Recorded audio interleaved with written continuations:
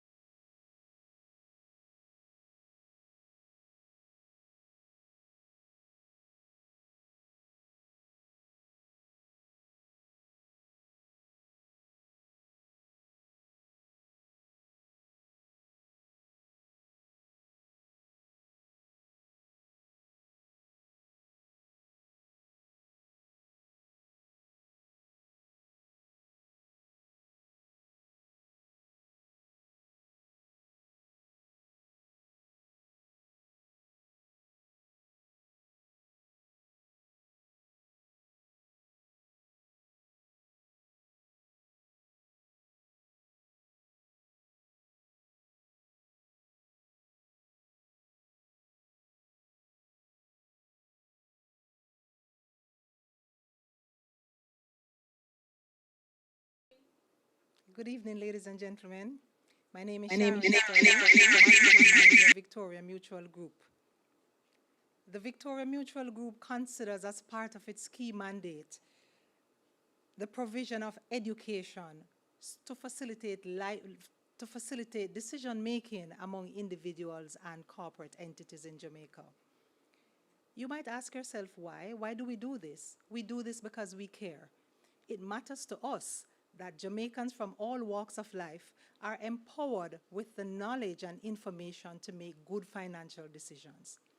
It was therefore not a difficult decision for our investment arm, Victoria Mutual Wealth Management Limited, to partner with the Jamaica Chamber of Commerce to present to you today the 2020-21 version of Post-Budget Review. Our collective aim this afternoon is to ensure that we provide a platform to facilitate deeper understanding of the presentation by the Honorable Finance Minister yesterday, and as well to examine some of the critical challenges and opportunities that our country face at this very difficult time. So, on behalf of the CEO for Victoria Mutual Wealth Management, Mr. Resworth Burcheson, and the President of the Jamaica Chamber of Commerce, Mr. Lloyd Distant, it is my distinct pleasure to welcome you all, wherever you're joining us from. I know some persons are joining us via Nationwide. We welcome you. Persons are joining us via our social media platform, but it is my distinct pleasure to welcome you to this afternoon's presentation of our post-budget review. We have an exciting time ahead of us. We have a very distinguished panel, and I am positive that you will benefit tremendously from the interactions, and we look forward to engaging with you on social media. My only other task here this afternoon is to hand over to our moderator, who frankly needs no introduction. I now hand you over to our moderator for this afternoon, attorney at law, mom, wife, journalist, and host of Radio Jamaica's Hotline program, Mrs. Emily Shields. Emily? Thank you. Thank you so much, Ms. Sterling. And welcome everyone to the post-budget review held by Victoria Mutual via its subsidiary VM Wealth Management Limited in association with the Chamber of Commerce. As Ms. Sterling said, I'll be your moderator for this post-budget VM review. And this budget has been tabled at a time when the Finance Minister, Dr. Nigel Clark, has informed the country that Jamaica has seen the worst economic contraction in its history. We've had about 10-12% contraction in fiscal year 2020 to 2021, and for the calendar year 2020, a 10% contraction in the economy. The historical comparatives they just don't compare. There was a 6.5% decline in the economy in 1975, a 5.7% decline in 1980, 4.6 in 1985, 3.9 in 1974, and 3.2 in 2009. So with those numbers, we recognize the absolute peril in which we have found ourselves, occasioned by the coronavirus crisis. One of the startling numbers the minister told us yesterday in the parliament: it took Jamaica 4 years to add 100,000 jobs. It has taken Jamaica 4 months to lose 130,000 jobs. And our debt went up by 16 points, and it now stands at 110% of GDP, even though the nominal debt has remained flat.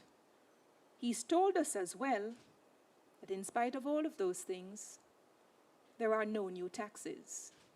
There are other matters in the budget which we will consider during this very important VM post-budget review. I'm very pleased to have joining us for this panelist, Professor Denzel Williams, Pro Vice Chancellor and Principal of University of the West Indies Five Island Campus, located in Antigua and Barbuda. On Zoom, we'll have Dr. Karen Webster Carr, Principal Medical Officer and national epidemiologist in the Ministry of Health and Wellness. We have Mr. Glenn Lawrence, Chief Executive Officer of Couples Resorts. Dwight Jackson, Assistant Vice President, Corporate Finance at VM Wealth Management. On Zoom, we'll have Dr. Deborah Hickling-Gordon, who is a member of UNESCO Expert Facility on Diversity of Cultural Expressions, 2019 to 2022. And we'll have Lloyd Distant, who is an active member of the Chamber of Commerce for many years and is well known to the people of Jamaica. We will tell you our hashtag in just a moment, so you can send your questions, your comments, so we can share it in this forum, which will go on for about an hour and a half. The format of the program will be that Professor Denzel Williams will make a presentation for around about 10 minutes, and thereafter each of the other panelists will make a 3-minute presentation, and then we'll have a very interactive session at this VM post-budget review. So, help me welcome Professor Denzel Williams, Pro-Vice Chancellor and Principal of UWI's 5 island campuses located in Antigua and Barbuda.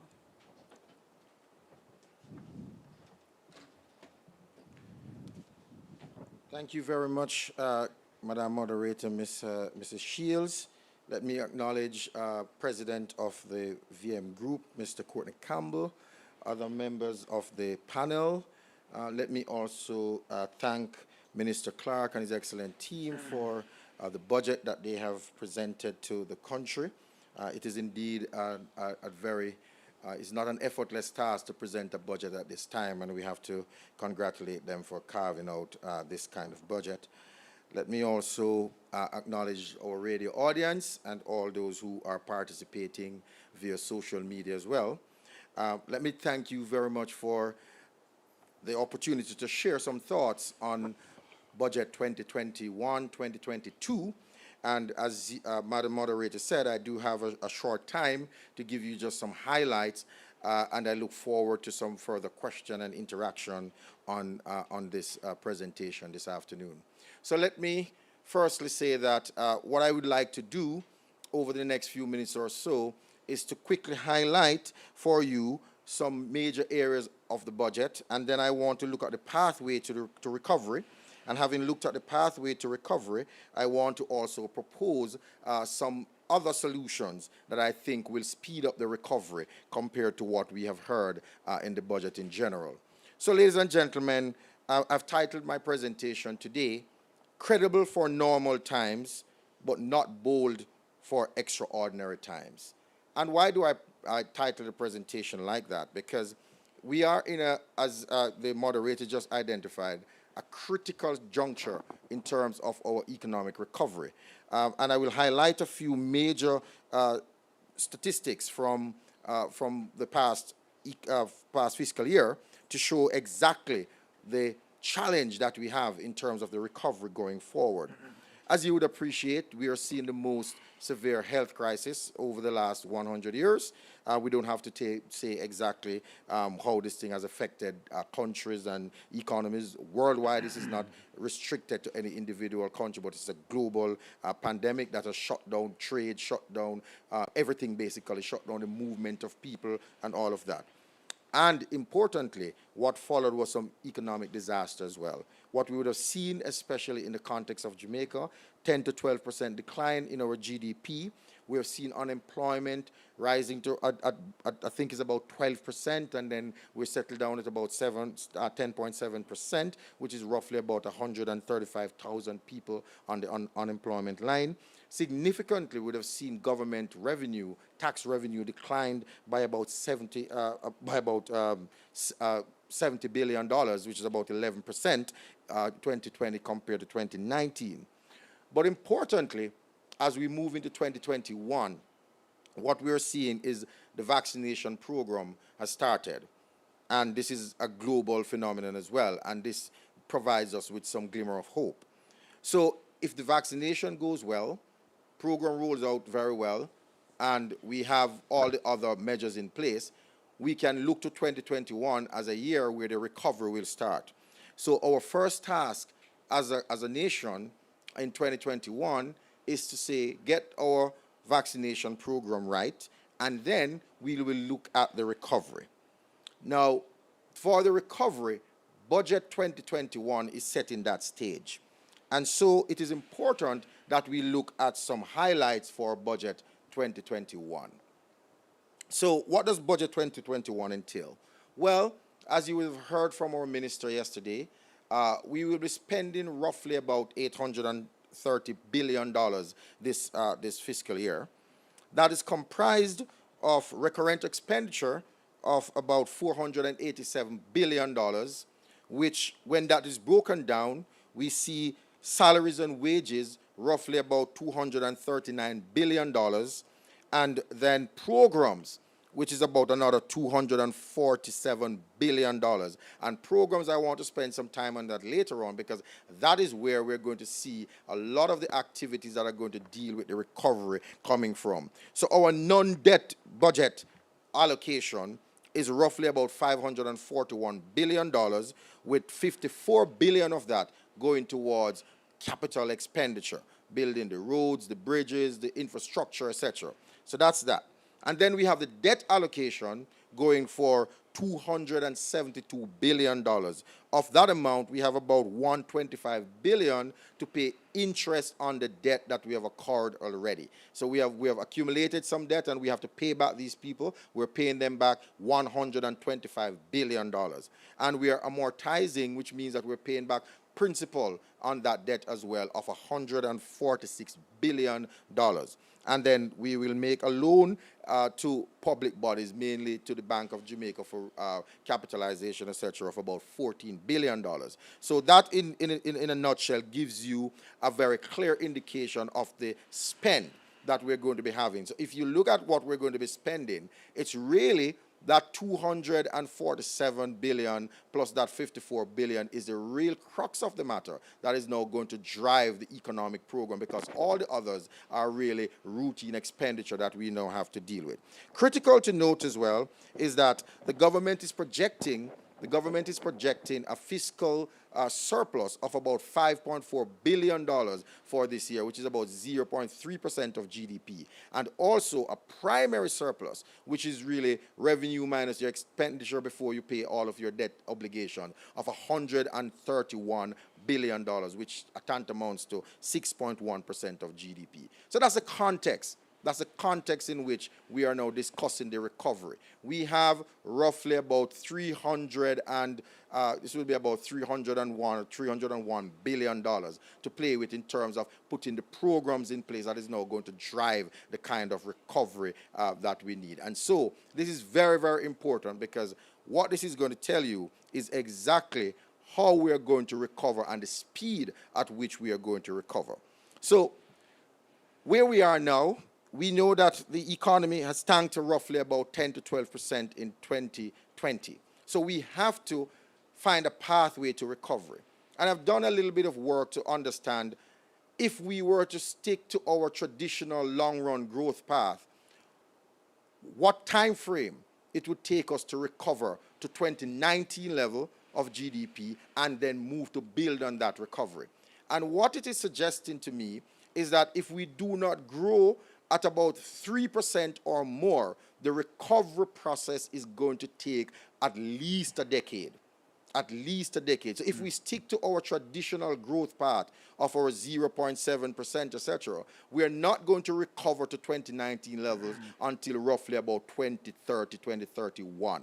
Now, as you know, post a pandemic, there will be some amount of stimulation and some amount of activity. So we don't expect to see the growth path remaining at 0.7%. But we're expecting to see growth picking up to a roughly about 4 or 5% if we actually put the right stimulus in place. Now, if we grow at, say, 3% post 2020, we would see a recovery roughly at about 2025.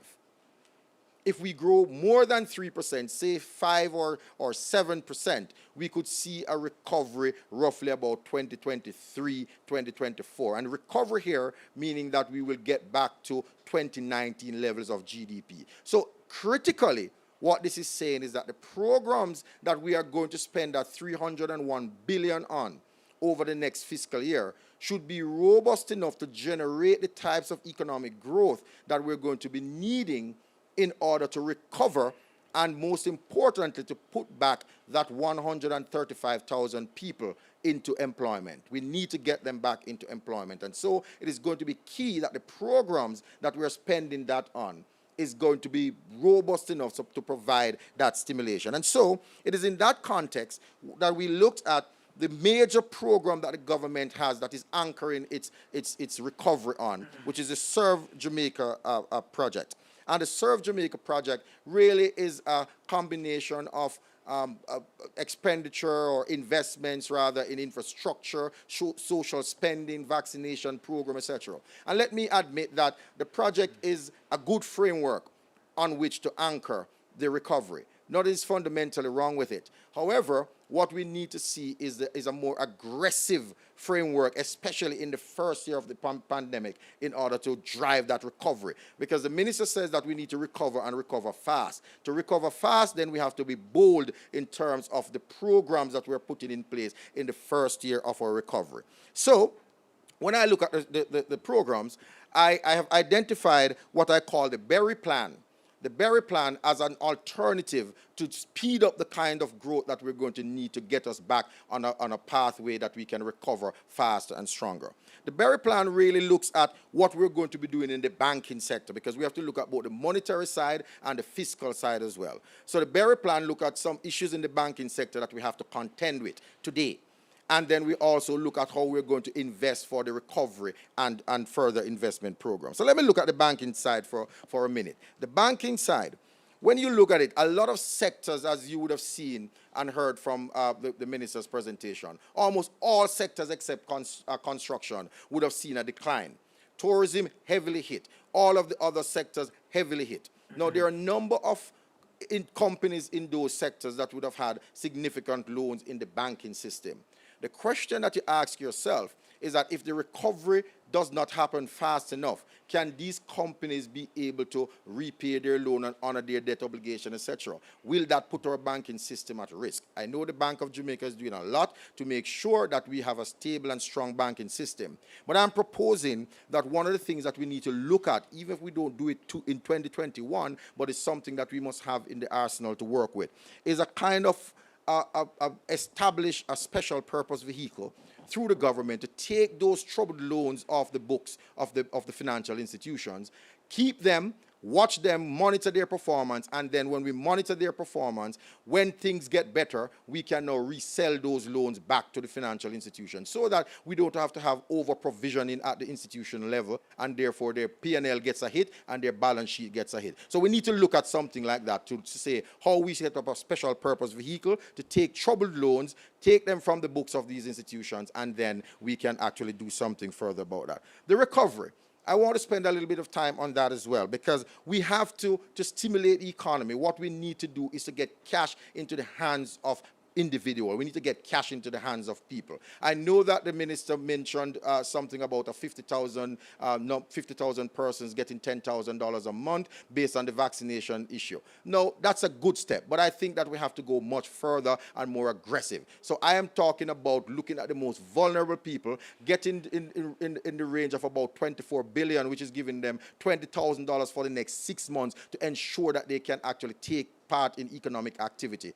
We're looking at a $24 billion plan somewhere. We're also looking, and this I know will create a lot of discussion and debate, but as you would appreciate, when you're in when you're in an economic contraction, you really need to come with counter-cyclical policy. And what we need to do as one of the counter-cyclical measures is to actually reduce taxes rather than increase taxes. And what I'm proposing here is that, again, the middle class has to be looked at. It's a very important part of any economic recovery. And I'm strongly suggesting that we look at how we can actually reduce the PAYE component of the income tax from 25% to 20%, which is a 20% reduction, which would generate about $12 billion into the economy. If you do that, and we take the consumption multiplier, and we look at how that will translate and reverberate through the economy, we're talking about even collecting back about $4.5 billion in GCT. So the net impact of that would be roughly about $8 billion or $7.5 billion. So we need to look at what we're doing for the middle class. We need to look at what we're doing for the ordinary working people in terms of the recovery as well.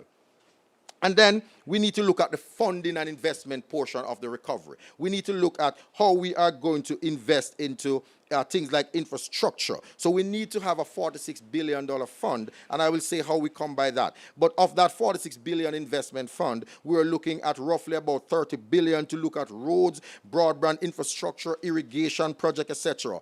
Then we're looking at a creative sector grant to mobilize the creative talent of our young people, especially in the ICT space, to look at about a $1 billion grant that is going to use for those people to generate businesses using artificial intelligence and information communication technologies. And similarly, we're also looking at a $15 billion loan package that could support working capital for MSMEs. We recognize that in a pandemic, in a recovery process, what you do not want is to lose businesses and allow businesses to close. We're looking at how we can support businesses so that they can actually remain open. When things get better, they can think about repaying that money that they would have gotten from the state. So overall, that Berry plan is about an $82 billion plan, which is about 3.5% of your GDP. Already the SURF plan has about $60 billion on the table. We are now saying if you should reduce the primary surplus target by about 35%, which is moving from 6.1% to 4%, you can generate another $44 billion. And what you will have is a $104 billion project plan that now you can actually roll out over a 2-year to 3-year period to stimulate the economy going forward. So we're asking for the Berry plan to be a medium-term plan, not just a single-year plan to address the recovery. It looks at both the monetary side and it looks at the fiscal side as well. We are saying that what we need to do is to not rush for a fiscal surplus in the first year after the recovery, but look at how we can actually use what is there now. We can run a small deficit, show the discipline in how we actually invest in that money from that small deficit, and then build the economy to stronger recovery in the shortest possible time. Thank you. Thank you. Thank you so much. Thank you. Thank you, Professor. Thank you, Professor.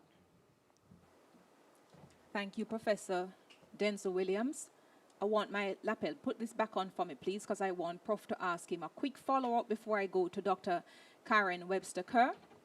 I want you to explain to me, Prof, in your comprehensive review and you calling for the Berry plan, you're asking for $40-odd billion more to be created to be pumped into the economy. Wouldn't that, one, increase our nominal debt significantly from where it is at now, and it has stayed flat, and two, wouldn't it also increase our debt to GDP ratio, which has gone up by 16 points, and we know that once you're in 105 debt to GDP, you're in danger territory. So tell me how your plan will not derail the long-term economic prospects for Jamaica. Quickly, give me that in a minute, and then I'll go to Dr. Karen Webster-Kerr. Please come to the microphone here. Thank you. Thank you very much, moderator. Yes, so the idea is that, remember, we are in a recovery state, and what we're doing is to invest now for the future. The idea is that what you're going to do is to make that investment today. When you make that investment today, it will generate economic activity, because remember, when you speak of debt to GDP ratio, there's a numerator and a denominator. Yes. And if you can grow the economy fast enough, the debt to GDP ratio will come down. And the idea is to grow fast enough. Right, but you agree that your proposal is going to increase the debt to GDP ratio, but you're saying... No, not if you grow. Because if you're growing fast enough, if you're growing at 8%, the ratio comes down. Right, but at the moment, the denominator has shrunk by 12% because of the contraction in the economy. So if we're to grow it, we have to grow it to get it up to leveling off, which is up back to 12%, and then to grow it some more. Where in our history have we had growth of between 4 and 5%, which is what you are calling for to see the recovery in 2 years or 3 years. Help me with those. Right. So that's the idea that once you're in the recovery now and you make those kind of investment, what you will see is this kind of stimulation that is going to be coming, Yes. and that stimulation that will come from these kinds of investment will push the GDP growth to where you actually want it. Because a $44 billion more to the debt is not going to be a significant increase in terms of the nominal debt. All right. Thank you. I want to make sure that my lapel works. I'm going to be joining Dr. Karen Webster-Kerr, the chief epidemiologist, who will join me on Zoom. Thank you so much, Professor Denzel Williams, for that exchange. So let me go now to Principal Medical Officer and National Epidemiologist, Dr. Karen Webster-Kerr, who will join us on Zoom. Then in just a moment, there will be perhaps a little lag for the connection. Today, I think we had about 808 confirmed cases of coronavirus. You can see the total number of confirmed cases on the screen here as you join us for this VM Wealth post-budget review. There are about 712 imported cases. Regrettably, we've had 463 deaths so far, and our hospitalization is at peak level in several of the hospitals, and there are shortages of oxygen as well. We got the vaccine today, but we won't get enough until sometime next year for 60-65% for full herd immunity. I'm not seeing Dr. Karen Webster-Kerr just yet on Zoom. So I'm here. You're not seeing me? Until we get her on, may I just ask Mr. Glenn Lawrence, who will come to us with a perspective from the private sector. He's the Chief Executive Officer at Couples Resorts, to give us for 3 minutes his overall impressions of the budget, the potential impact on the sector he's in, with the tourism sector having declined by over 70% in the fiscal year that is now ending. Mr. Glenn Lawrence, welcome. Thank you very much, Emily. Appreciated Denzel Williams' presentation, especially the comment about the budget not being bold enough. As you can appreciate, in the tourism industry that's been hit extremely hard, at this moment in time, 57% of all hotel rooms on island are closed. That's the reality of the tourism industry. During 9/11, which was a pretty tumultuous event, activity fell by about 14% in that time. COVID has brought an untold reduction in activity. That at 9/11, which was 14% reduction, COVID was 74% reduction. Now, one of the interesting things is that at 9/11, that hit in September, when we got to the winter period, occupancy levels actually had regained to about 60 to 70% occupancy. This year, with COVID, occupancy levels have been between 18% and 22%. There have been untold losses in the industry, and the losses that are multiplying in the industry will have a devastating effect right across the spectrum, especially as it comes to employment. My group in particular, at the height of our winter period, would hire somewhere around 2,000 staff members. Currently, our staff complement is down to 1,400 and falling. And even within those 1,400 staff members, many are only working half the time. So we have seen earnings in tourism fall, even for staff members, around 40%. So earnings right from the spectrum, from the organizational side down to the staff side, is a multiplying effect. We have actually reduced imports, as the minister mentioned. We've seen reductions around 70%. That has obviously eased up on our use of our dollars. But the losses that we have incurred this year and the year to come we are unlikely to see recovery of those losses at least for 4 to 5 years. This is why I appreciate Denzel's comment that it needs a bolder approach. The reduction in taxes is an area, especially in tourism, that goes straight to the bottom line. And if hotels are going to hold back their investment plans for adding rooms, I know my group was looking at projects on island just before COVID. I can tell you that those plans have been completely shelved, and it's unlikely that we can revisit those at least for 4 to 5 years. It's going to take a bold approach to get us down to a point that we can look to reinvest at this point. At this moment in tourism, survival is the key. Thank you.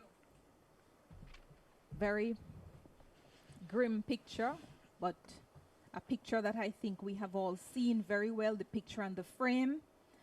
We are going to attempt to link again by Zoom with the Chief Epidemiologist, Dr. Karen Webster-Kerr. But as you know, from time to time, these things happen, so we ask you to bear with us.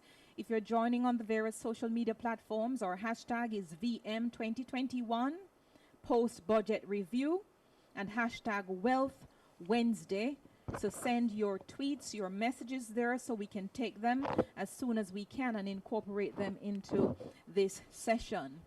Let me go to one of my other guests, since we're still trying to link with Dr. Karen Webster-Kerr on Zoom. Let me come home here to VM Wealth Management and invite Dwight Jackson, Assistant Vice President at VM Wealth Corporate Finance, to give his views in 3 minutes on what he takes away from the budget. Good evening. Thank you very much, Mrs. Shields, and for those listening online, welcome. It's indeed a pleasure to be here and giving my opinion on the budget presented by the Honorable Nigel Clark. For us in the financial space, funny enough, last year this time, when the first reported case in Jamaica was reported on the news, we started to get questions from our clients, persons whom we raise financing on behalf of, about when we anticipate we'll be seeing the end of this crisis. Little did we know that a year later we'd be in a situation where we're still seeing rises in the number of cases in Jamaica, and we're no closer to the end of this pandemic. And what that means for us, I think Prof touched on it, is the banking sector in general, and even investors in the capital markets have been asked by financial institution audit to give moratorium, in some instances on interest, in some instances on interest and principal. And as I said at the beginning, we were talking about possibly 12 months, the longest thing would last. And so the moratorium was given with that in mind. And a year later, we're no closer to the end. And so, you know, we have had to continue to look at how we can assist the sectors hardest, most by this. As you understand, tourism is an integral part of our economy. And the minister mentioned that it fell by 74%, which means that there was a $2.58 billion fallout in the budget as far as FX earnings are concerned. And believe you me, there are other interdependencies. So you have a lot of other companies that depend on tourism for their financial performance. We have heard the minister mention NWC as one of them, where the tourism sector is one of their largest customers. But think not only about NWC and other large corporates like themselves, think about the micro, the SMEs, who have also been hard hit because their livelihood also depend on the tourism sector in terms of the goods and services that supply there. And so when Professor talks about being bold, it's because right now, when you look at the budget that is presented, it sort of look at it as, okay, we have a situation where we know the pandemic might not be, last as short as we anticipated. As I said last year, this time we're talking about it ending this year. So it sort of, in my view at least, very conservative of the fact that tourism might not recover. And if the general economy recovers faster than tourism recover, we know that imports will go up. And if import goes up, we saw where pretty much the current account deficit never moved by much because we had a fall off in imports and we had an increase in remittances. So when you look at it, I think it's within that context that the minister would have presented the budget. But is it enough to help the small, the micro industries that are interdependent in terms of their what I would say, their livelihood? Now, you mentioned some things that we really liked at VM. You mentioned the equity fund, because we do think that right now a lot of these businesses are undercapitalized. And so that will definitely help in terms of giving them that patient capital that is needed so that they can be, you know, see themselves through this pandemic. You mentioned the fact that, you know, going forward, the regional health authorities will be paid. I think they owe a lot of SMEs. So that $2 billion that will be paid to the regional health authorities will help them to honor those obligations that they have to SMEs. You mentioned also that anybody looking to export under 500 US, you know, will no longer be charged export duties, as we see that disproportionately affects the micro industry. And what also important for us is when we look at it in general, we think, in fairness to the minister and what he has to manage, there is some support from the government. He talks about what I just mentioned. He talks about the infrastructure build-out, which we think, you know, will also contribute significantly to the growth that he's anticipating. He talks about the repeal and replace of the tax policy, which will bring back home business in the future. So I don't think, I mean, this budget, I don't think is supposed to bring us right back to where we are coming from in terms of 2019. I think it's the building block on which 2022 budget will be formed and 2023 budget will be formed, and it will help us to get back there. At VM Wealth, we just want to say that in collaboration with the policies that have been outlined in the budget to help SMEs, we also have some policies that we have put forward, or initiatives that we have put forward in terms of free financial advisor services that we're offering to our clients who are suffering through this pandemic. We want to help them, whether it is to recapitalize If their, I speak, it won't disrupt the speaker. to give them more favorable terms to manage themselves. Just hearing me, not the whole. We also want to look at where we can partner with our colleagues out there in the professional space. So you have persons who are consultants in corporate governance, consultants in the legal service, consultants in the accounting field, who we think as an ecosystem together we can help bring the small businesses out of this crisis and to a place where not only will they be able to manage, but they will be able to thrive as we come out of this very difficult period together. So please reach out to us at VM Wealth, and we will see how we can best assist you during this time. Thank you so much, Mr. Dwight Jackson, Assistant Vice President, Corporate Finance at VM. Can I ask you whether I'm ready to reach out to you? Are you prepared to lower your interest rate to get people to be interested in borrowing for those sectors, such as agriculture, such as all of the other small businesses, so that we can begin to turn the economy over in a way like we have not seen it before? Are you prepared to do that at VM Wealth? So we definitely have different solutions. As I mentioned, that a lot of these companies right now, probably debt is not their solution. They need the patient capital to see them through this difficult period. And so we will look at different options. Now, where interest rates are, and what I would say in addition to what the minister has said, the budget bodes well for the direction in which we see interest rates have been trending. And for the most part, they have been trending down, and they are historically low.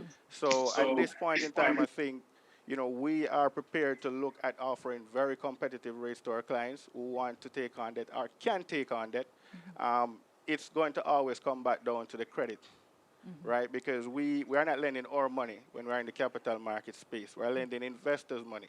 And so we have a fiduciary responsibility to make sure that when we offer financing to a client, it is reflective of the underlying risk. All right, thank you. We'll try to link now with Dr. Karen Webster-Kerr, the Chief Epidemiologist, Principal Medical Officer. She's with the Ministry of Health and Wellness, and we're going to link with her on the virtual platform by Zoom for her to give us an update as to where we are now with COVID following today with the vaccinations and so forth, and any other updates she may have for us. Dr. Webster Carr, are you hearing me? Yes, I'm hearing you. Thanks Really for good to having have me. you. Thank you. Good afternoon, everybody. So we heard the number of cases already at 28,273, 712 of which are imported, with unfortunately 463 deaths, with a case fatality rate of about 1.6. When we look at over the last 2 weeks, Yes. we have had 4,687 cases, with the highest burden in KC, followed by St. Catherine. However, when we look at the rates per population, then we note that St. James and Trelawney has the highest rates per population. When we look at the deaths per population, then Trelawney, St. James have the highest deaths. When we look at age, the highest burden is among persons 20 to 29, followed by 30 to 39. So really the young adults. And the deaths, however, are mostly among the older population, with almost 1 in 5 persons with COVID over 90 dying. When we look at sex, more females have been confirmed than male, but more males have died than females. When we look over time, what is happening, this is our epidemiological curve. The numbers continue to increase, and with the highest numbers so far being on the 2nd of March this year. And so we are continuing to look at that.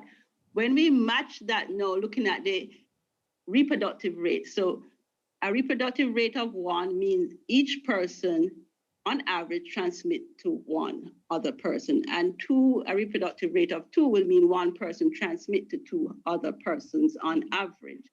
So we are not very, very high with respect to reproductive rate. We have been higher around the emancipation, independence, holidays, and so on. And we have gone low. Even the most recent time, Christmas Day, we were low. So, below 1, a reproductive rate of 1.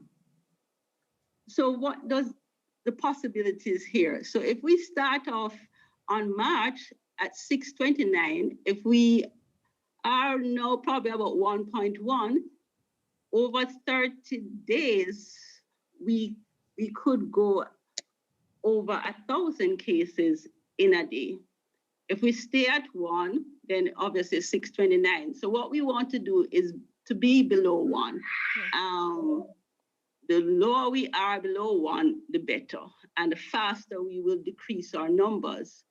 And what we have seen work to do that are persons complying with the protocols. Just to have an idea of the number of positive cases among persons, among tests done, we are about 30% this week so far.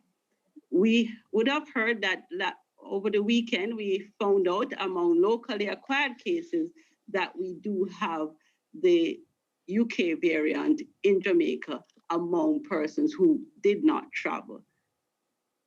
So this is my final slide. What is fueling the increase in cases?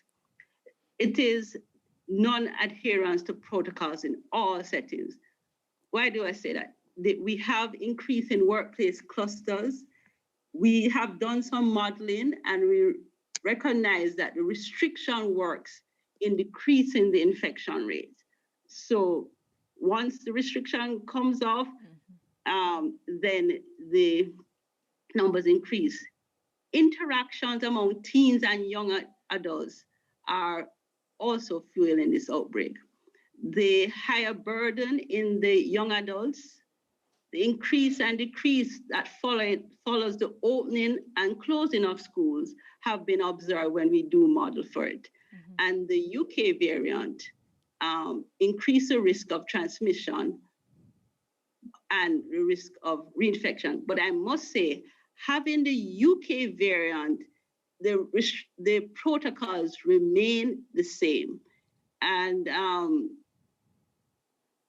obviously the vaccination program, which started today, we haven't gotten in any numbers yet, so I don't have anything to share.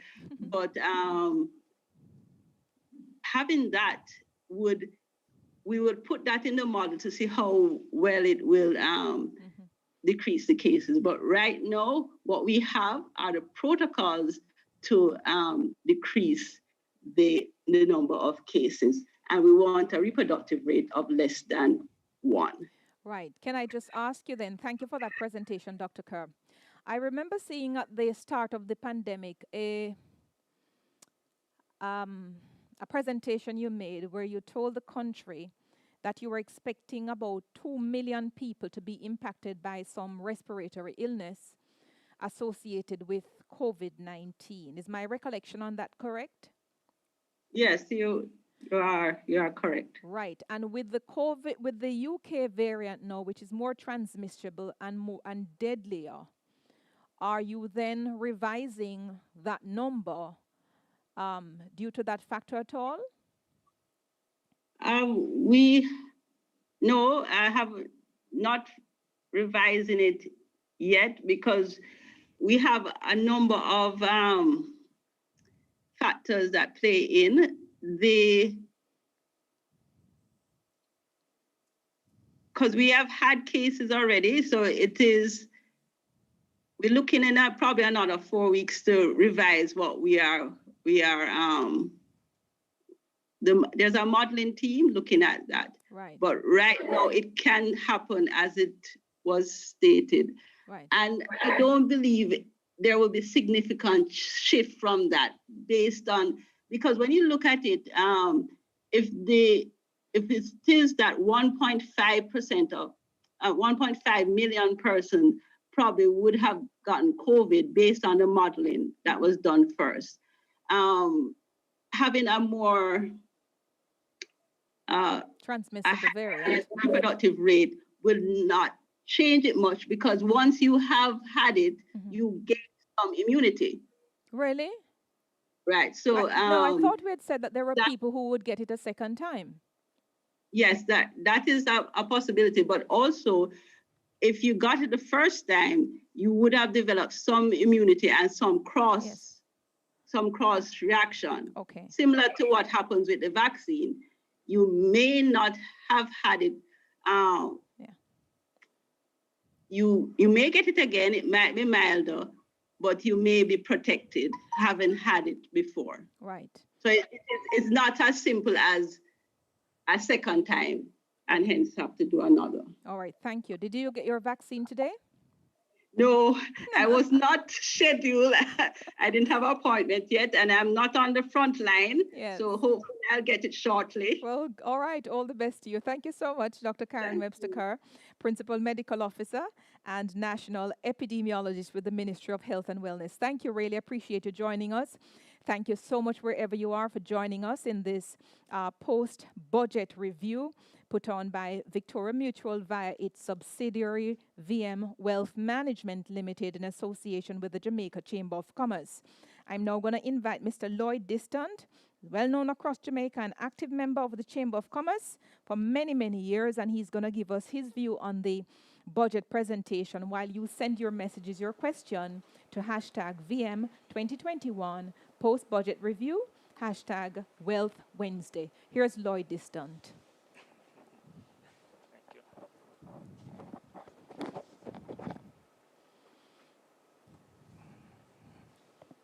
Thank you, Emily.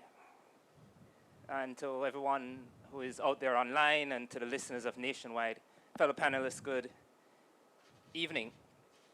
Let me start by indicating, certainly from where we sit, we believe the minister delivered a really good budget presentation. That said, it doesn't take away from the calls and the points made that the budget could be bolder. Certainly from our perspective, we believe that notwithstanding the fact that a number of the initiatives announced are the things that the Jamaica Chamber of Commerce has been calling for decades, we do believe that there are other incentives, regimes, and other items that could be implemented that could have made this budget more favorable to the business community.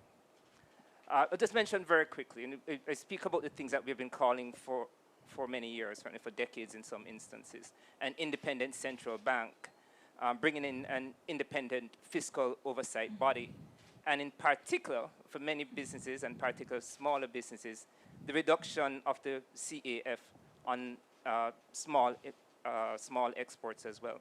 So all good things, we've been looking for it, and we certainly welcome these things.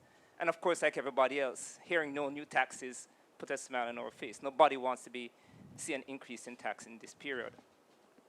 That said, some of the other initiatives, the income tax relief for large-scale projects and pioneering is an act that's been around from 2013.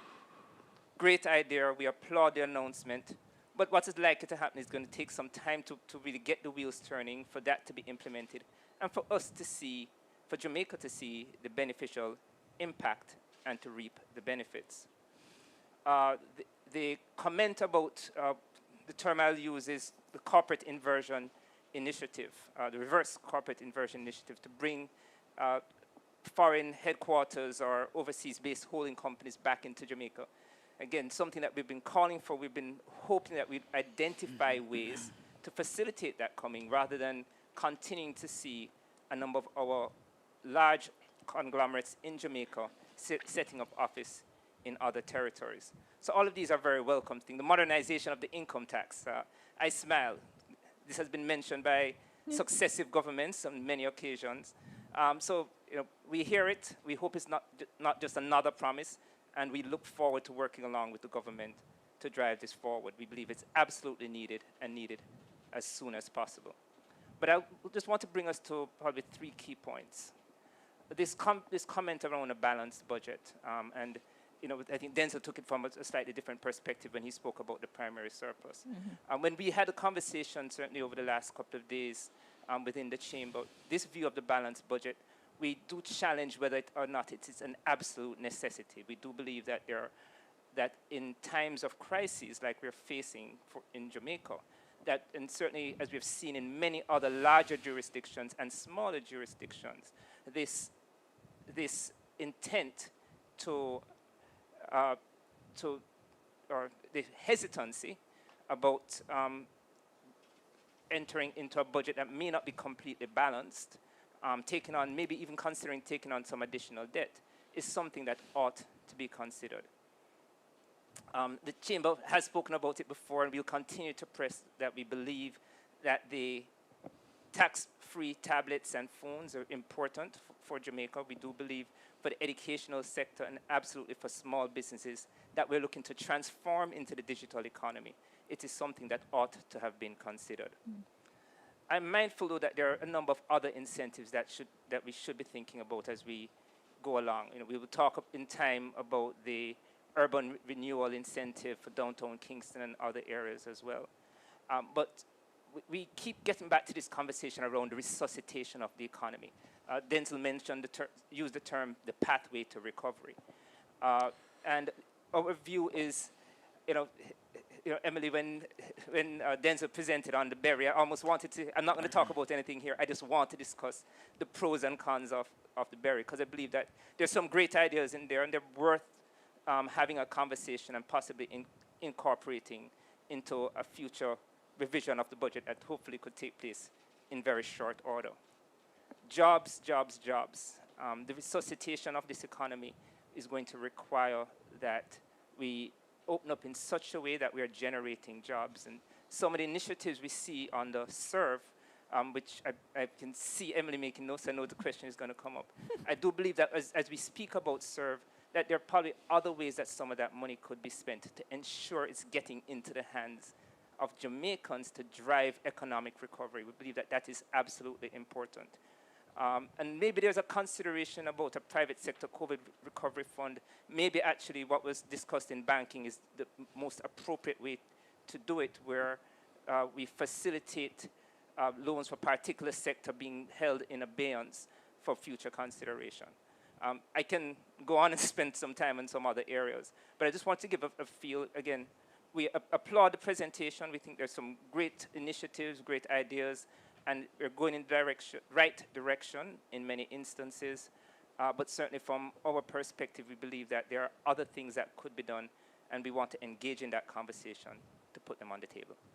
Thank you. Thank you so much, Mr. Distant. So help me with this now, Lloyd Distant. Is it that you think there could be, as you said, a bit more borrowing? So we put the idea of a balanced budget on the back burner for now, because borrowing by itself is not bad. It depends on what you're borrowing for. Correct. That's the principle. Yes, right. So I think I heard from the minister, we've borrowed, is it 500 million we got from the IMF, which Yes. is at the central bank shoring up our reserves? I don't recall the precise figure, Yes. but if you have that figure, you have it. Right. Correct. Right, balance of payment support, that's right. Do you have any idea what level of borrowing you'd like to see, and what percentage of debt to GDP ratio do you think we should say this is the maximum that we will reach within the context of the recovery that you want to see? So, in the context of the debt to GDP, I mean, our numerator is such a high number as it is. Yes. Right.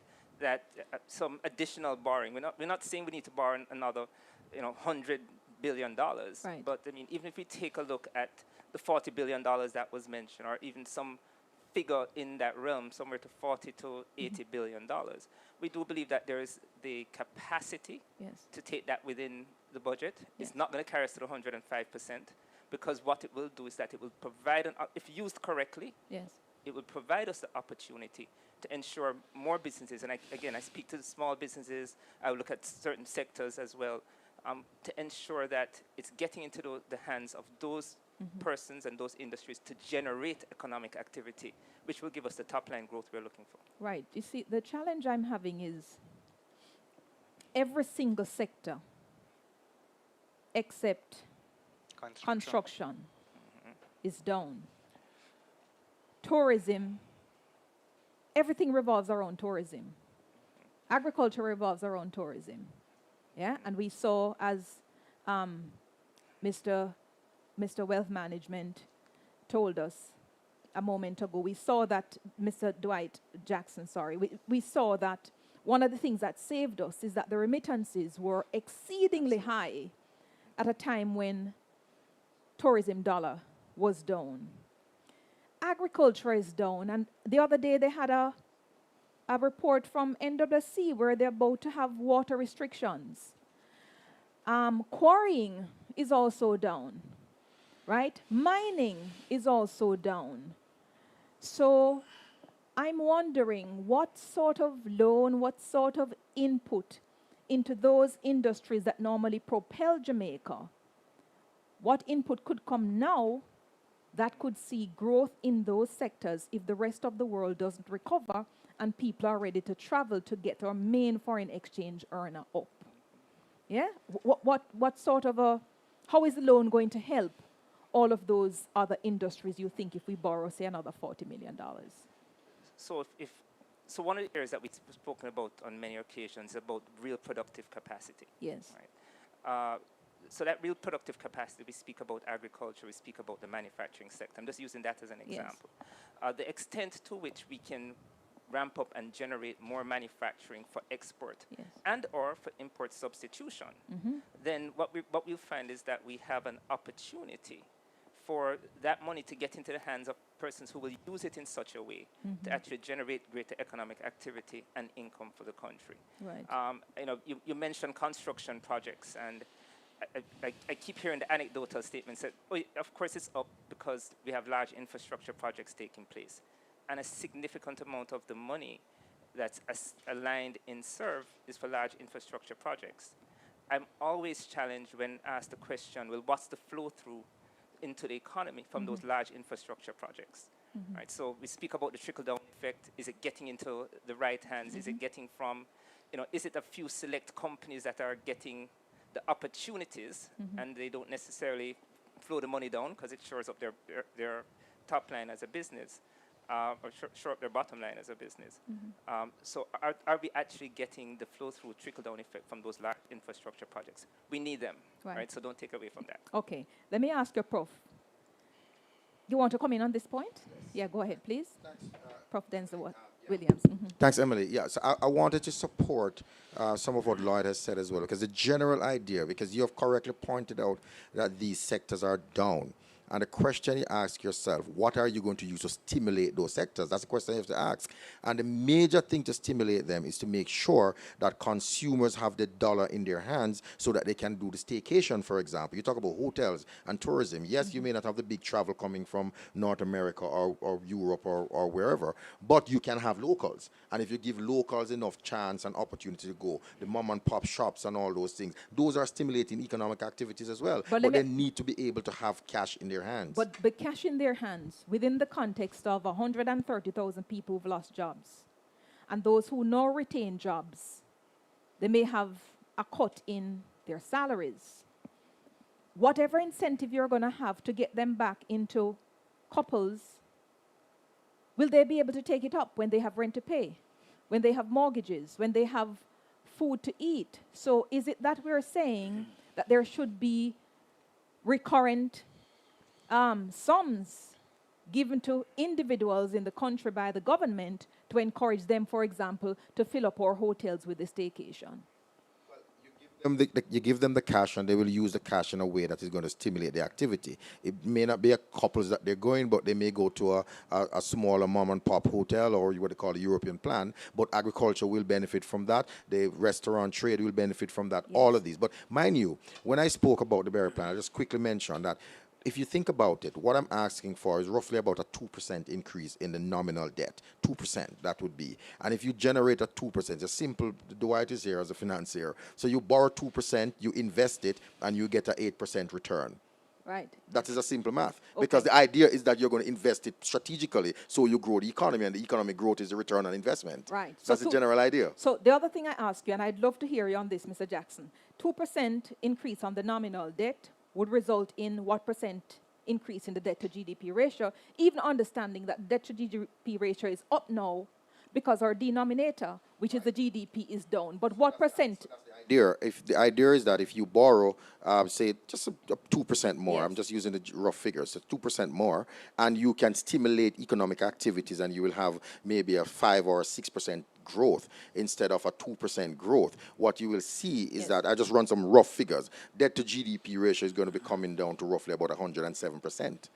Because remember, it is not a static thing. You're not just borrowing and putting it down, and you're not using it for anything. You're borrowing to invest, and the investment creates the kind of growth that you need. So at the time of borrowing, the 2% nominal debt, the 2% increase in nominal debt, that is going to move the debt to GDP ratio at the time of borrowing by about how much percent?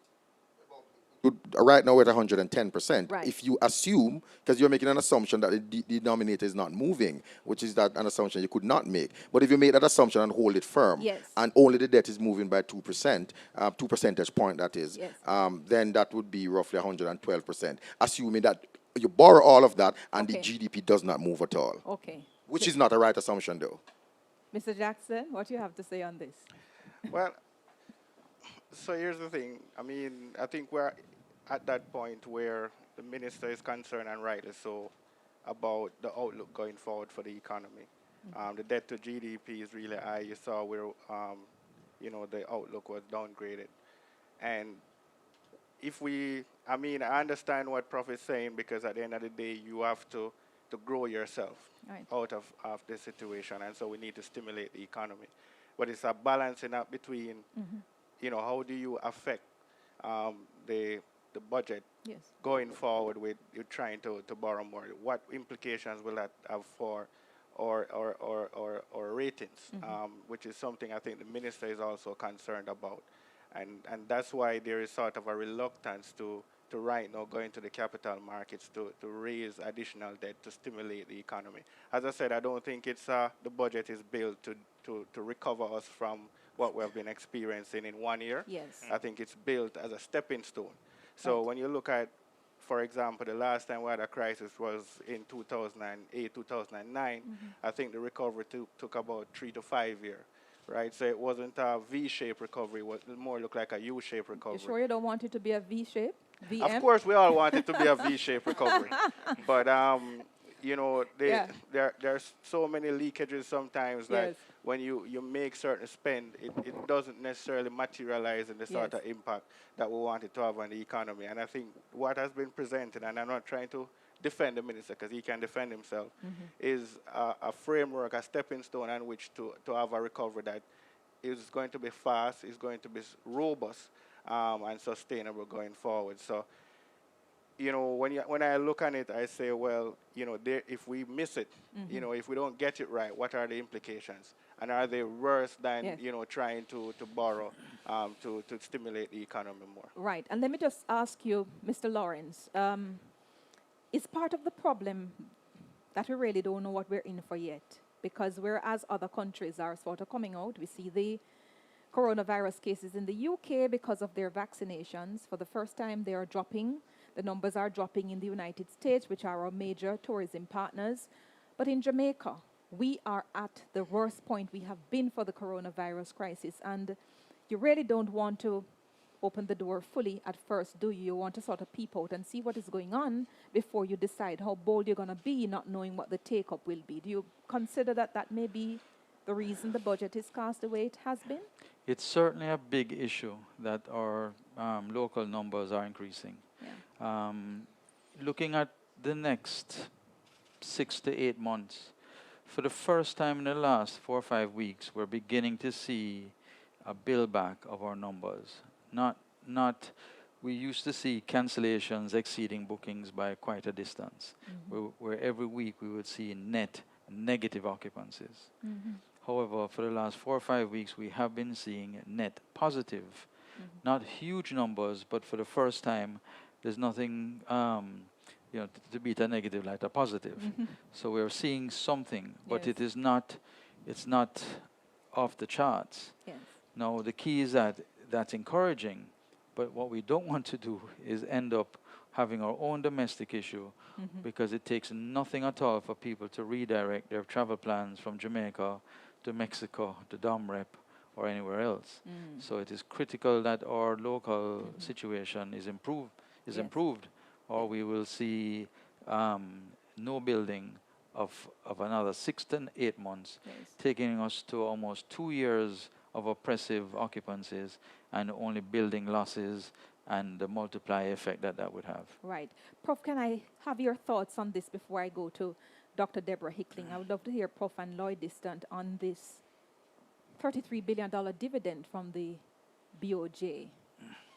Your thoughts on it, especially within the context where we've had a fixation with the BOJ intervening in the market.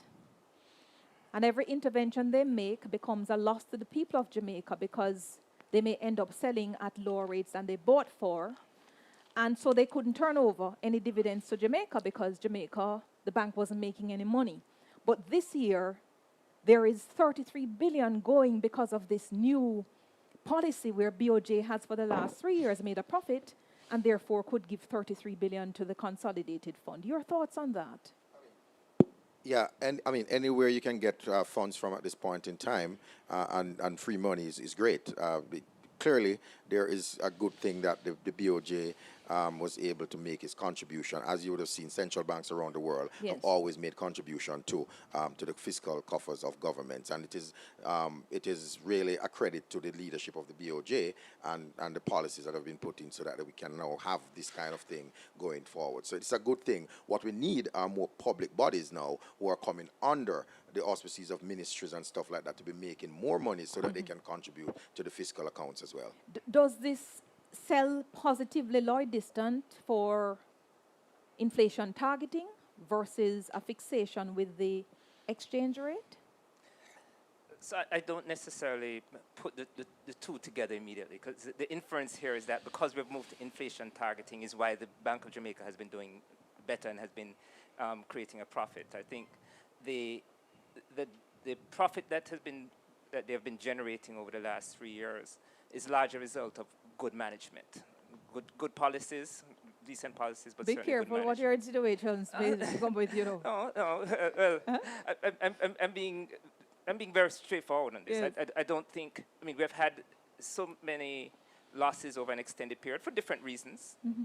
But what it does for me as a private sector person is that creates confidence. Yes. Right. So I see a leadership team that has essentially turned around the ship. They've showed profits increasing over the next 3 years. Okay, you know what? I have some money I can pull as a dividend. Yeah. I put it as a dividend, and I'm going to put, at least at the starting point, continued trust and faith in them doing the right things to continue to generate a profit. Right. Well, I have to see what the massive change in management and leadership of the BOJ is, such that the last 3 years have been able to turn, as opposed to no fixation with FX rate. Yeah? Because I always understood that is because we were intervening so much that would cause the government to then owe us because we can't make any money, and then the government has to pay to BOJ every time it is in the red. But that's for an expanded discussion. Before I come to Dr. Deborah Hickling, let me hear you on this. Mr. Dwight Jackson, somebody from YouTube, O.J. Henry, says the Minister of Finance made mention of the introduction of a BOJ-backed digital currency. How do you see Jamaicans gravitating towards this method of payment? Well, I mean, the funny thing is a lot of transaction we do online is sort of digital, Yeah. right? So to that extent, and I think we have seen it where most banks have started to move and migrate persons to digital channels. So I think with the BOJ implementing a digital currency, I think it will just continue that thrust that we've been seeing in the financial sector. As the minister mentioned, it will definitely also improve the number of persons that are now banked. So, you know, a lot of persons have been unable to access financing because for whatever reasons they don't have an account with a traditional financial institution. So I think what the digital currency will enable is just more persons being able to do financial transactions. And so you will have a wider net to do business with. So persons are already there. As I said, everything that is done online is sort of digital. And so the BOJ moving along the line of a digital currency certainly helps with that. It's just the conversion of paper now into something readily accepted online. And so it allows for everybody to engage in digital commerce. But if you compare it to crypto, that we're more familiar with, like Bitcoin, it shouldn't be any different. Yes. You know, as far as this one is concerned, it is going to be backed by the BOJ and the GOJ government, you know, in terms of their ability to honor the obligations under it. Right. Prof, this digital currency, do you know of any other jurisdiction, Caribbean jurisdiction using this? I think Barbados would be far advanced in terms of because you have a big Bitcoin market in Barbados. But I also wanted to add to what Dwight said. I think it's a fantastic move, I must say. Clearly, you're going to have to look at issues to do with the cost of data and the availability of broadband to make it happen. But with the BOJ's backing, what it does, it gives confidence to that kind of marketplace, and therefore it cannot. I mean, it's just going to augur well for us going forward. Right. So it's really the telephone that's going to be the medium for the use of this thing. But you need the data, and you need the broadband, the bandwidth, actually, and all of those kinds of things to facilitate it going forward. So we have to look at that part. Right. So a comment from social media, hashtag VM 2021 post-budget review, hashtag Wealth Wednesday. Somebody says, this is Deshaun Chung, no more debt spending. We have been down that road already. What are these business people saying? But I've taken you up on that, everybody. I hear him. I was echoing Deshaun's comment there. Thank you so much. Still going to be boring to pay down amortization, which is the principle. Absolutely. Yeah. Okay. So there's some borrowing, but you want a bit more. You want the minister to be bolder because of what we need. So thank you so much for joining me in this post-budget review by Victoria Mutual via its subsidiary VM Wealth Management Limited. I'm now going to join on Zoom Dr. Deborah Hickling Gordon, who is a member of UNESCO Expert Facility on Diversity of Cultural Expressions for 2019 to 2022. Dr. Deborah Hickling-Gordon, thank you so much for joining us. Doc, are you there on Zoom? I'm here. Thank you, Mrs. Shields and VMBS. Good evening, everybody. And thanks for this opportunity to contribute from a social, cultural, and communication perspective. Yes. I want to congratulate Minister Clark on the delivery of a budget presentation. And of course, nobody has mentioned the Citizens Guide, that both of which are public education tools that are designed to inspire national confidence. And I think we need to look at it from that perspective as well. Even with the content explained, it seemed to me, though, to be particularly optimistic and a celebratory presentation in an ironic sort of way, even though the data was presented for an economy that has seen such a historic contraction. And so I agree with PVC Williams that it was a sound technical framework and it spoke to the issues, but there was something about the tone of the presentation that was a little off-putting for me. And the question that I came away from the presentation was, in the environment that is advocating personal responsibility, given the posture of the presentation, have we all as a people come away with a real sense of the gravity of our circumstance? So another question I have is, the budget is predicated, it's based on our flattening this curve. And there seem to be some intangible realities, social realities that it does not take into account. Compromised hospitals, exhausted health workers, questions about the vaccine logic and logistics, significant societal pushback. In the same way that economic statistics are quoted as units of analysis, so too are these matters quoted in the social and cultural space as units of analysis. The pushback, the confrontation, non-compliance, general frustration. I have a whole list and I won't go through all of them. I think you get the point. So the proof of the pudding is in the eating. How have these vagaries been accounted for?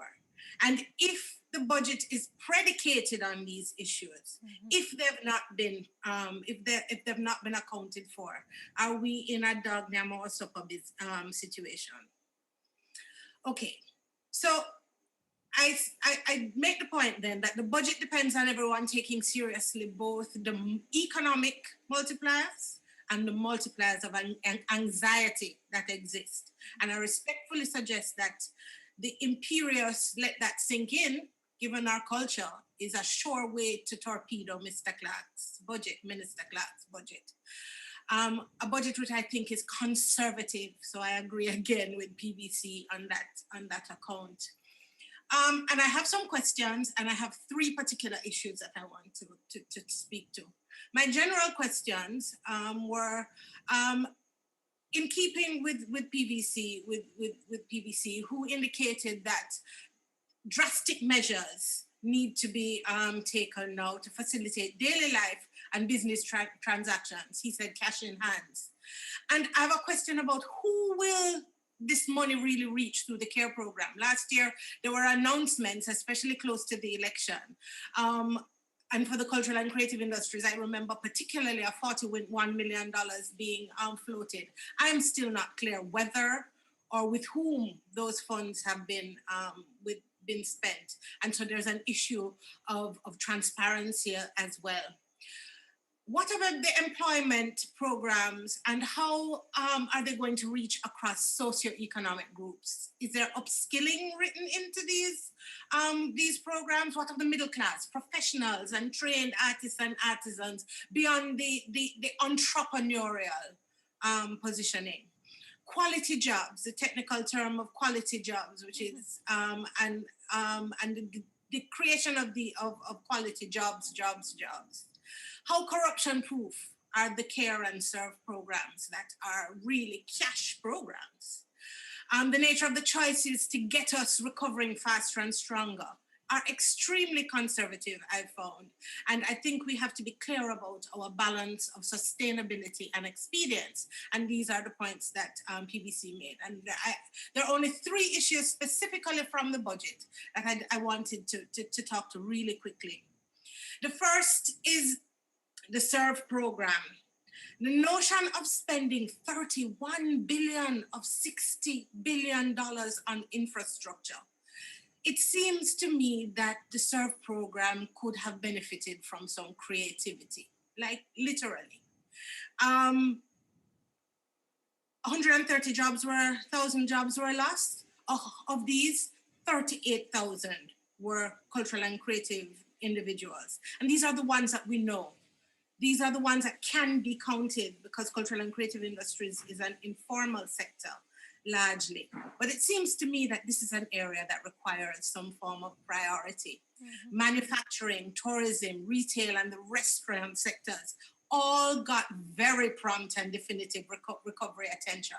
The cultural and creative industries, including sport, continue to work without any direction. There are some programs, the Paint the City program that was announced. That's all of that is great, but it does not speak to the scope of the sector, which is 18 sectors and 41 subsectors at least, because we have in cultural and creative industries, you have new sectors every day.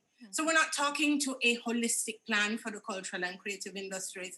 And in that light, I want to be able to agree with that policy matters and good policy pays good dividends, because there is still no contemporary policy that brings all of these 18 sectors and 41 industries together in a holistic development plan. Now, if you think of 18 sectors and 41 subsectors that are operating informally, if you were to be able to create that model that to bring them into the formal economy, what that would look like for moving the GDP. And in the banking sector, we talk about facilitating the unbanked and the underbanked. There's some real work that needs to be done to bridge the barriers of understanding that continue to stand in the way of sector financing. One last thing, the notion of the fast track for innovation.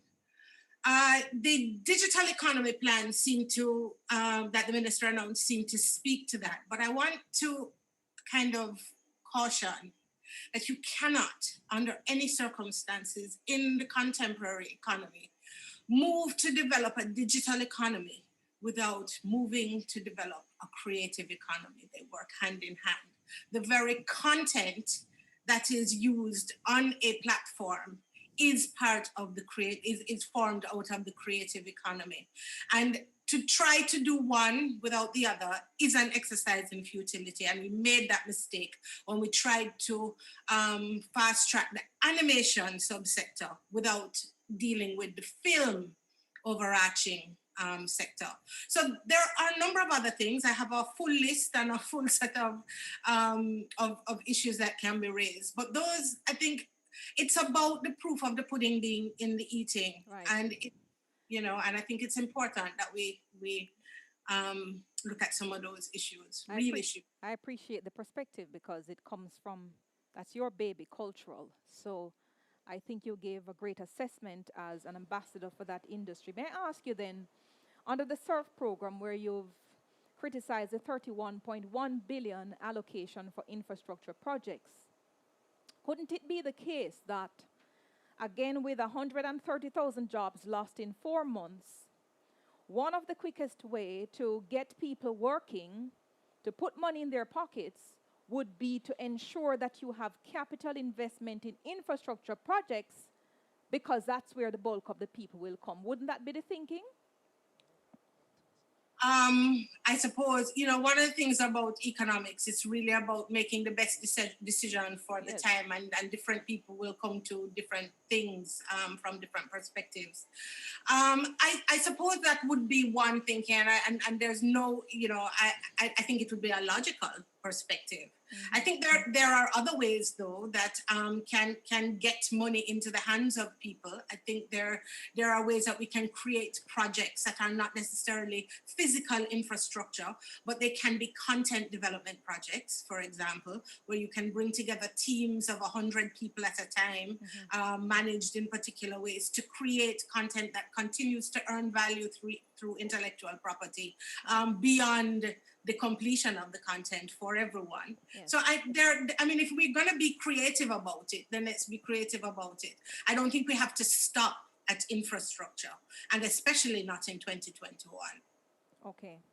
All right, got you on that. Stay with us on Zoom because this is the space we're in and we can accommodate you with our panelists here. Can I ask, I see Owen Hill on social media, Facebook has a question. Don't forget our hashtag VM 2021 post-budget review and Wealth Wednesday. Prof, let me hear you on this decision by the minister to slightly shift the time at which the annual returns become due from the end of one fiscal year to the beginning of another, and what impact you think that is really going to have? Thank you very much, moderator.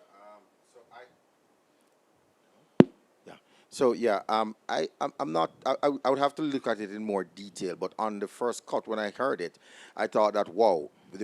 I mean, if you usually pay it on the 15th of March, you're now going to be paying it on the 15th of April or thereabout. Yes. I don't think he specifically said. So the first big advantage is to the government that you get the money up front at the beginning of the financial year. But there's also an advantage to the businesses because they get a little bit more time in preparing their returns and making sure that they have accurate returns. And also, it gives them at least another 30 days of cash flow that they could use for something else, for investment, for doing something within that window. So it's a benefit for both sides of the coin. But I have to look at it in more detail to see exactly what the policy proposal is. Because it's part of what I'm not sure in my head. I don't know if you can help me with this, Lloyd Distant.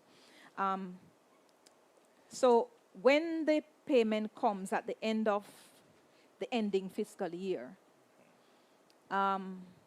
then we get to say in the budget presentation that we had revenues coming out at whatever it is based on the payment that we get. But when we take it in the first 2 weeks of April, when the budget presentation is gone, I think we then have to wait until the following year, which is the end of the April fiscal year, to then hear how much money they really collected for the previous fiscal year, but they collected it in the new fiscal year. Does it?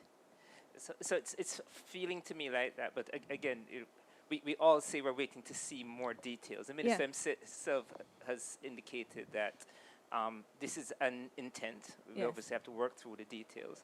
So until we see that, it's hard to comment. Certainly one of the comments that came back from one of the members of one of our committees is when you move it from end of March to mid-April, you still sort of create a bunching up at that point in time. And maybe one of the considerations as they're going through this process is to maybe align it with the year ends for companies as an example and adjust the timeline like that. I don't know if it works out more advantageous or more challenging, but again, it's those kinds of considerations we would anticipate are going to happen. Right. So, Mr. Lawrence, how do you think this would impact you if your time for filing annual returns is moved from the end of a fiscal year really to the start of another one? Minimal impact, especially now making losses. So there's nothing. So you're not looking forward to the up climb?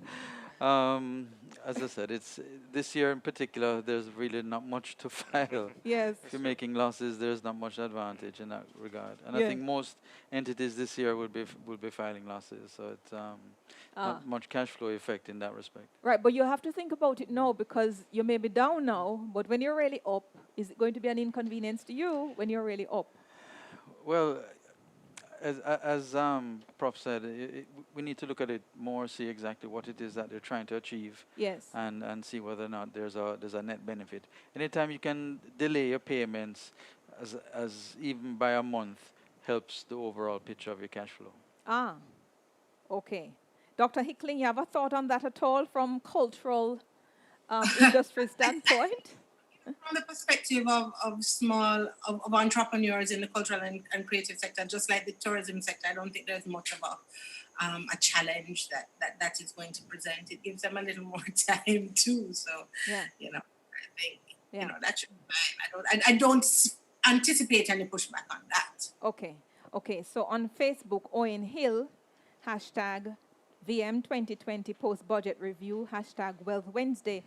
Owen Hill says they speak of digital currency being a significant plug for the many unbanked. How would this help, considering that the challenges in relation to the unbanked are restrictions in opening and operating accounts? That is for you, Mr. Jackson. Yeah. Yeah. So as I was saying before, the problem with persons being unbanked is that based on how the financial institutions have to report to be compliant with AML and other anti-money laundering and standards, they require to provide proof of ID, proof of address, all of these different things, which makes it difficult for some of them to open account with traditional lending or financial institutions. What the digital currency does is remove that hurdle, where persons can simply have access to it by being able to, just like they have access to cash, but without necessarily having a bank account. That's what digital currency does, allow you to have access to digital cash, right? And you can simply now move it from one phone or one medium to the next No bank without account necessarily needed? having a bank account. That's what the Wow. aim is. You heard that, Owen Hill? So the unbanked need not worry because you don't need a bank account to use digital currency. That's interesting. We'll have to talk through that and sift it through, because for us that's a foreign idea. Yeah, it is a foreign idea. Well, I've got about 5 minutes to go, and I want you to, all of you, to get a chance to give me your wrap-ups, your points to take away. An interesting point by you, Doc.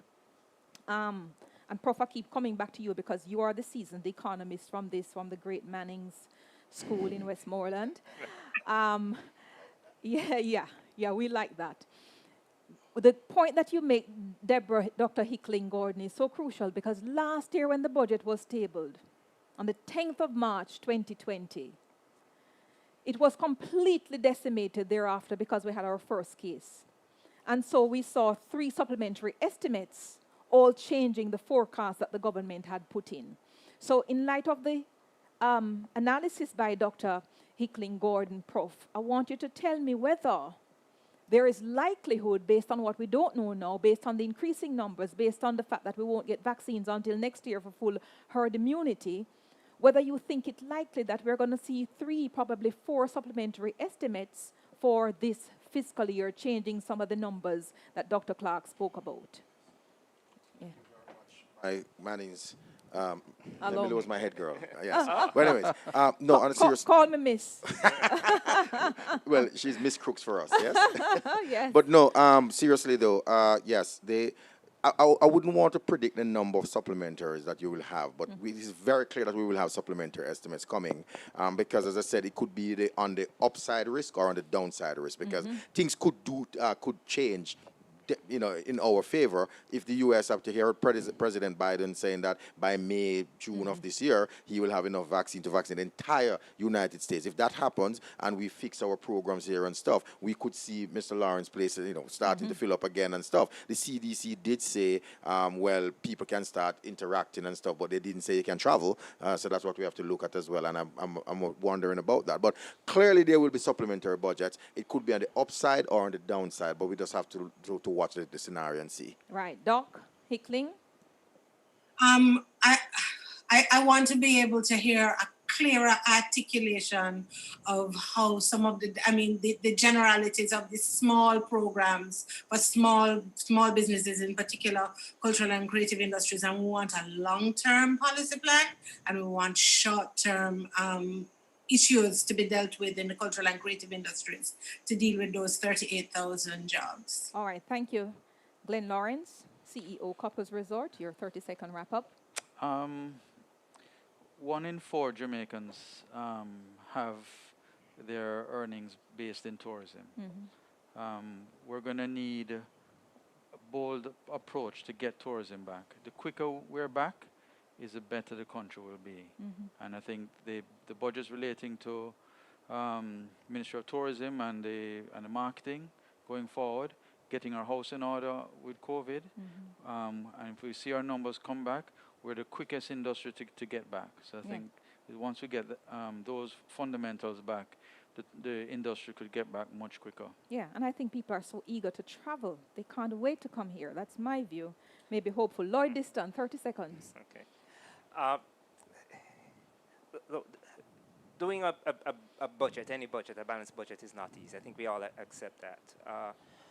Part of what we are is very clear is that we are in a crisis, and I don't know that everybody fully appreciates how challenging a situation we are in as a country at this point in time. And so when we get back the results of the JCC's confidence indices, and the indication is that 23% of businesses, 23% of our members, 23% of businesses generally, indicate that they do not know if they're going to be still operating in the next 6 months. Yes. It's telling. And so this need, I'm not saying that the way to finance it is necessarily borrowing, right? So that is one way we could do it. But this need to find a way to get money into the hands of those businesses to keep them operating. Deborah spoke about it. I believe is critically important as we continue to look as the pathway for recovery, but as a path as we go along with this budget. Appreciate that. And my refrain to everybody is, if we don't fix this economy and stay on a platform of macroeconomic stability and growth for the next 30 years, the next 100 years when the pandemic comes, we're going to be at this place. And part of the reason there's not enough to go around now is because we just had the necessary structural fixes to the economy, as you know, really moderated by the IMF. Final word to you, Manayad, Dwight Jackson, Assistant VP, Corporate Finance, 30 seconds. I mean, we're going through unprecedented times, and we can't respond with anything other than an unprecedented approach. I heard Dr. Icklin speak about the creative industry and so many other industries out there that have been devastated by this pandemic. And so at VM, we have crafted the free and financial advisory initiative, sort of geared towards assisting these companies, this client base pretty much, the MSMEs I'm talking, and of course the creative sector within that MSME sector.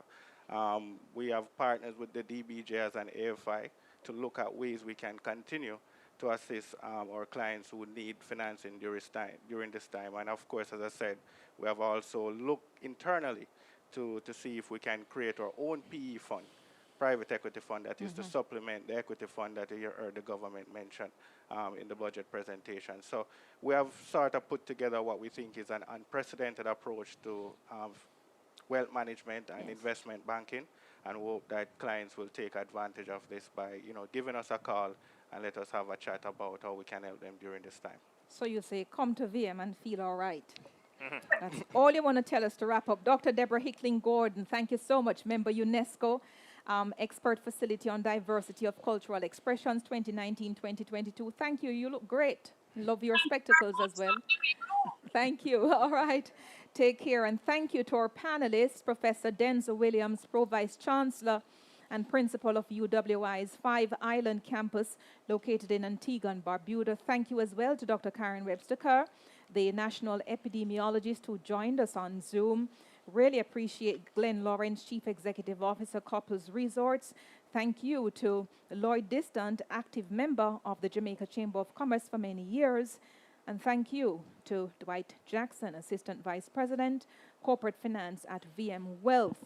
Thank you to all of you who joined us on whatever devices, whatever fora you joined us.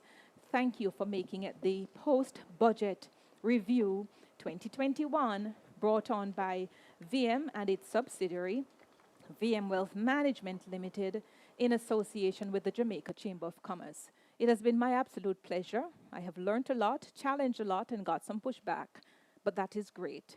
We look forward to having your company again at another time. Take care. I'm Emily Shields. Good evening.